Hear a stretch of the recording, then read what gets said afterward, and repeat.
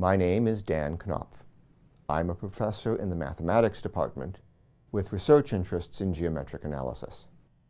I came to the University of Texas and joined the College of Natural Sciences in 2004. Since 2009, I have been heavily involved in graduate education. I served for 5 years as the faculty graduate advisor for the mathematics PhD program.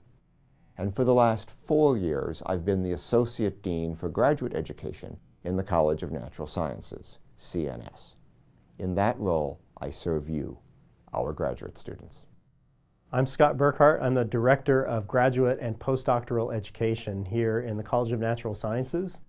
I have a PhD in biological oceanography and had a career as a research scientist at an academic institution before joining UT Austin in late 2017.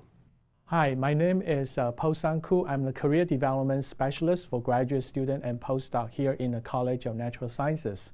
I have a PhD in cell biology as well as MBA in general management. Following the completion of my postdoctoral training, I started working in the biotech industry, and for over 14 years, I worked as a product marketing professional. And I joined UT in the year of 2014. And now I'm hoping to use both my science background as well as industry knowledge to help you explore and prepare for your desired career opportunities. The College of Natural Sciences, CNS, is one of the largest colleges of science in North America. We have over 1,100 PhD students in 15 doctoral programs organized across 12 departments. As graduate students, you are absolutely vital to both our research and educational missions. The foundational goals of my office are to make graduate education in CNS more student-centric, and to enhance the specialized research training you receive in our PhD programs with additional professional development opportunities. Professional development that prepares you to be most competitive for and most successful in your desired career paths, whether those lead you within or outside academia. In my hand is a pre-publication copy of a report to be released this November by the National Academies Press, giving consensus recommendations for reforming graduate education for the 21st century. And what is interesting is since almost my first day in joining the Dean's office, we in CNS have been working on changes that align perfectly with these recommendations. I'm proud to say that we are ahead of the curve, and I believe our college is a leader in helping to improve graduate education for the PhD recipients of the future. We're making exciting changes to graduate education in CNS, guided by the 21st Century Graduate Education Initiatives, which are to streamline and enhance students' paths to degree, make graduate education more flexible and efficient, ensure that all of you can explore and prepare for desired career opportunities, and ensure that all CNS students can acquire interdisciplinary skills that are necessary for the big data revolution.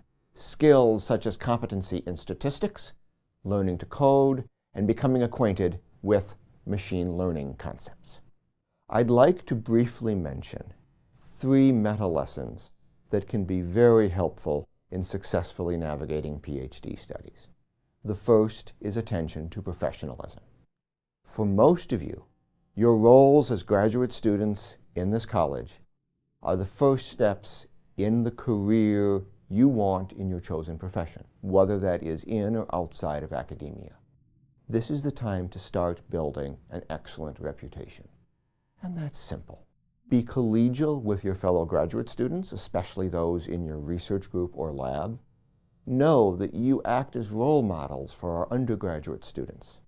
And be respectful to the staff, whose hard work is absolutely vital to the functioning of this institution. Keep yourself well informed about resources that are available to you and about your responsibilities. Be proactive about meeting those responsibilities. And though I shouldn't need to say this, I will read and respond to emails promptly. The second meta lesson concerns intensity. Graduate school is a time of exciting intellectual growth, but let's face it, it can also be a time of stress. I want you to keep two things in mind. The first is that you're part of a cohort, and you're only here to compete with yourself. At your previous institution, you were probably the smartest person in the room at your particular discipline. That's why we recruited you. Now, when I used to do in-person orientation, I would say at this point, look around. You're now all in the same room. That's no longer literally true, but the underlying message remains valid, and that is we want you and your entire cohort to be successful. Our admissions process is highly selective, and we chose you because we are highly confident that you have all the skills and abilities it takes not just to survive, but to thrive in our PhD program. Having said that, we know it's not always easy, and we are doing everything we can to reduce stress. In the other videos in this series, you'll learn about some of those things. We want to give you information, help you stay informed about the resources that are available to you, learn about insurance, counseling, and medical care, should you need them. Learn about training we offer in basic workplace skills to help you navigate a complex workplace.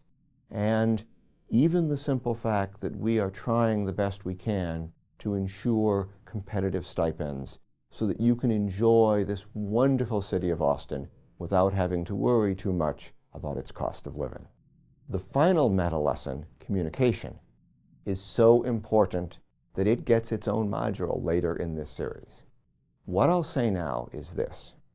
The vast majority of problems that I observe in PhD studies are predicated on prior breakdowns in communication. And most of these problems could be avoided or more quickly resolved if there had been better communication by all parties. This university and this college are large and complex places. Navigating them successfully requires a lot of information.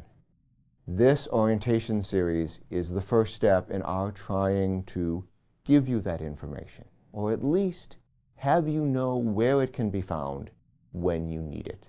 We want you to be aware of your responsibilities and, more importantly, of the resources that exist to help you meet those responsibilities. Here's an example. I'm proud of the fact that our college was the first on this campus to institute funded, family-friendly policies to help graduate students who want to start or grow their families. But those policies can't help you if you're not aware they exist. So, here's a look at what information is coming in the remaining modules in this series. The 4 remaining modules in the orientation will introduce ways in which the college will be helping you to navigate your graduate studies more effectively. The first module is related to professional development and career preparation. The second module is related to learning how to introduce our students to your math and science. And the third module is related to your financial support, healthcare, and insurance. And the last module is related to multi-directional communication.